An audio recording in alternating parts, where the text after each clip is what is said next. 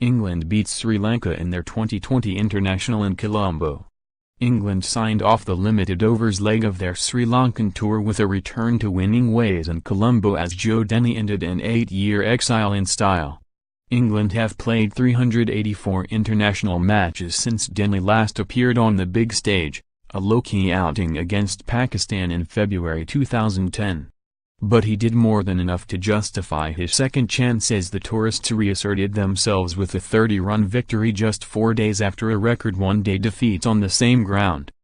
Having scored 20 of England and #27 for 8, the 32-year-old took the spotlight with his reborn leg spin, topping and tailing the innings to finish with 4 for 19, the best figures of his professional career.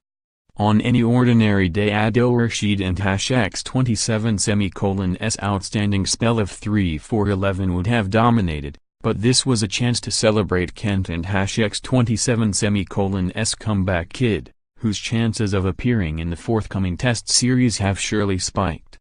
His bowling was little more than an afterthought when in his early England days, but Denly has worked hard on it and may now join Rashid and Moeen Ali in a three-strong spin attack in Gale.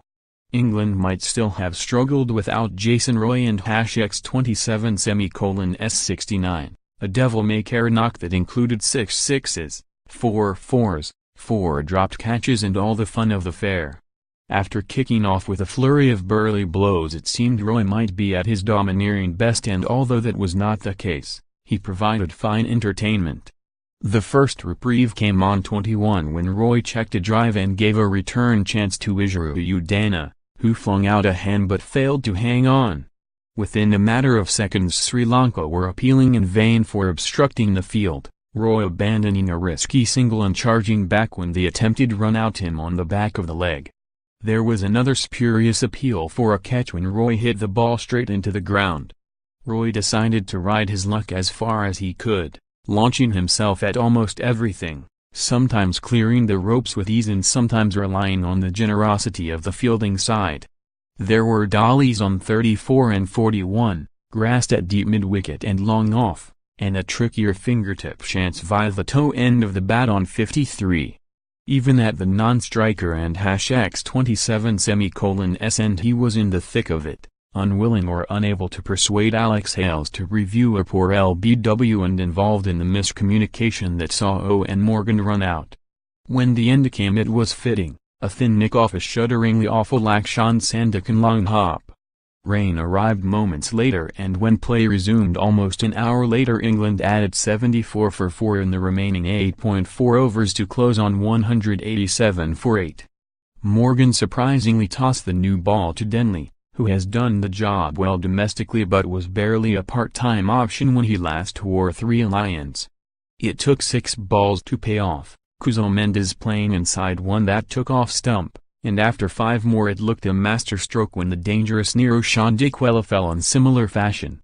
Rashid and #27's role in the Tests is already assured, but he is even happier with a white ball in his hands. With his googly and rude health and a clever change in pace he was near impossible to get hold of. Dinesh Chandimal and Kamindu Mendes both tried and failed, Hales on hand to catch them in the deep. Much hyped debutant Mendes had earlier showcased his remarkable ability to bowl a right and left arm spin, and will surely be seen again. Dhananjaya De Silva was Rashid and #27's third victim, trapped LBW by a combination of Rashid and #27's wiles and a well-judged DRS referral. Denly returned for the final over the match and, with the result in hand, he picked off Thisara Pereira and Mulinga to end his day in delight. Denly savoured every moment after producing a man-of-the-match performance on his return to the international stage after more than 8 years away. It and #27's been a long time coming, he said after his unexpected starring role.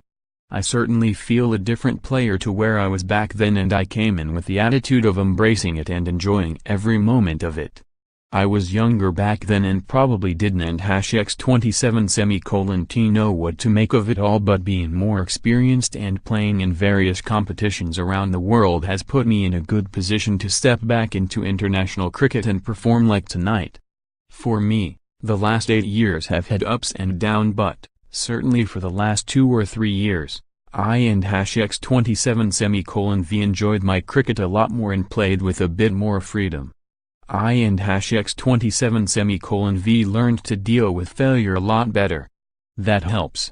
And dealing with those pressures outside the world of cricket stands you in good stead to perform, and I think that showed over the last couple of years. Morgan hailed Denny and #X27's re-emergence as an all-round talent, saying, "This year at Kent, he and #X27's almost had a bit of a Gary Sobers year. He and #X27's done absolutely everything."